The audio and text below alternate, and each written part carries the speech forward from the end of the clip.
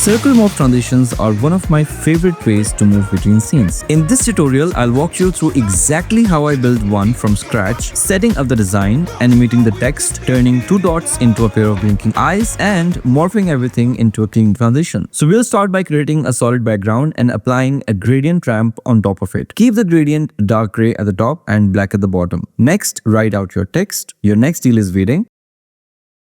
Now we need to separate the sentence into individual words, and you can do that by selecting the text layer, go to Text Explorer, choose words from the drop down and hit apply. It instantly breaks the sentence into single word layers. Once that's done, place the word according to how they'll sit in the scenes. So we'll put waiting at the bottom and your next deal is sits at the top like this. Now here I actually forgot to change the font earlier, so let's fix that now. We'll select all the words and change the font to SF Pro Display. In hindsight, this is something I should have done before positioning everything. Lesson learned, but as you can see, since we have changed the font after placing the text, everything is now misaligned, so we need to align it again. After that, we'll adjust the scale and position of the four words, your, next, deal, and is, until everything lines up. Once the text is aligned, mask over waiting to hide the two dots on the eye. We are doing this because we are about to add two rounded rectangle shapes in their place. These will become the eyes we are going to animate later, and then they will morph into the transition. So once more, I'm going to check the alignment of these texts and will make sure that the overall design looks clean. Once you're happy with it and the design is ready, we can move on to animation. Now, we'll start by animating the four words above waiting with a simple scale animation. So add keyframes on both scale and opacity and take both properties from 0 to 100. For scale, add two keyframes, one at the start and one further along. Select the second keyframe, open the graph editor and adjust the handles to shape the motion. Now here's a quick note on graphs. For linear motion, both the speed and value graph works fine and are simple to use. But once you're animating more than one property at once, like X and Y on position, things get more complex. The value graph shows separate handles for the X and Y values, while the speed graph stays simple either way. Because of that, I always recommend using the speed graph for most of your animation work. In fact, about 80% of my animation work only uses the speed graph.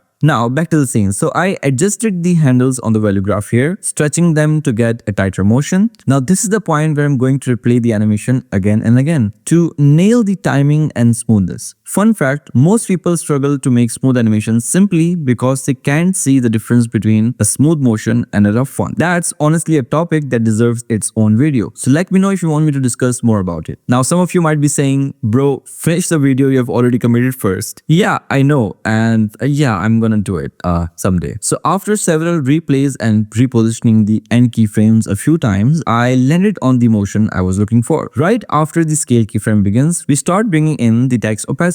We want to avoid the text appearing while it's still small and scaled down. So it should only fade in. It will appear only when it's big enough to not look awkward. I readjusted the levels here until it appeared exactly the way I wanted. Once that dialed in, copy and paste the scale and opacity keyframes onto all the other text layers, then offset each one by about 10 frames. For waiting, we need one extra keyframe to create a bounce effect along with some handle adjustments. I did this in the speed graph, same process as before, nudging the last frame and the handles until the motion feels smooth. Now, it's time to animate the eyes. First, parent the two shape layers to the text so they move together. Next, we'll link the path and roundness properties of rectangle 1 to rectangle 2. Open the path properties for both, then alt-click the path property on rectangle 1 and drag the pick whip over to rectangle 2's path. Now, whenever you change one rectangle, the other will follow automatically. We will do the same for the roundness property. So for the squint, we'll compress the eyes vertically. As per the classic animation principle, to keep the proportions consistent, we'll spread them horizontally at the same time so the shape doesn't just look squashed. So the blink sequence has 3 beats. 2 quick blinks, a brief hold, and then one final blink where the shape settles into a full circle. To pull that off, keyframe the roundness property and animate it into a circle on the last blink. I added all the keyframes, stretched the handles in the graph, and added a small hold between the rapid blink and the final one. At this point, we will break the parenting link and manually copy the path and roundness keyframe over to rectangle 1, so we can offset the timing between the two eyes. From there, I made a lot of small adjustments to the overall pacing and timing of the blink, and here I'm fast forwarding through that part to get to the result. I also delayed the rapid blink keyframes on rectangle 1 slightly, which gives the blink more depth and a bit more emotion.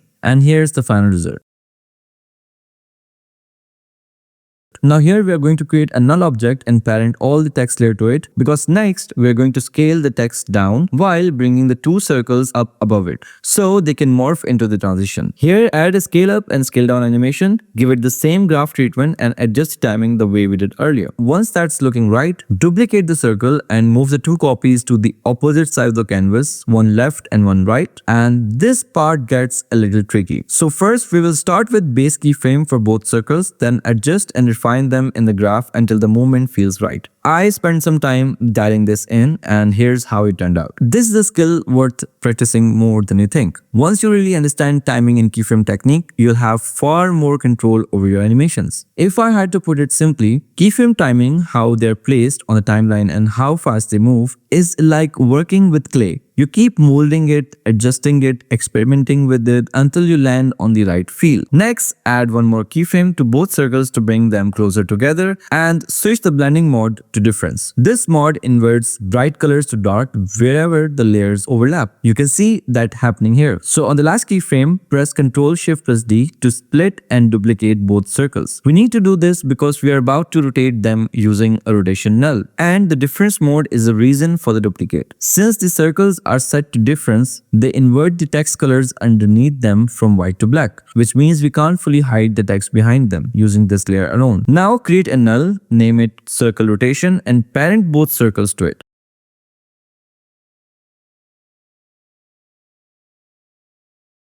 Add a rotation keyframe that goes from 0 to 90 degrees, starting exactly at the point of split, and ease it.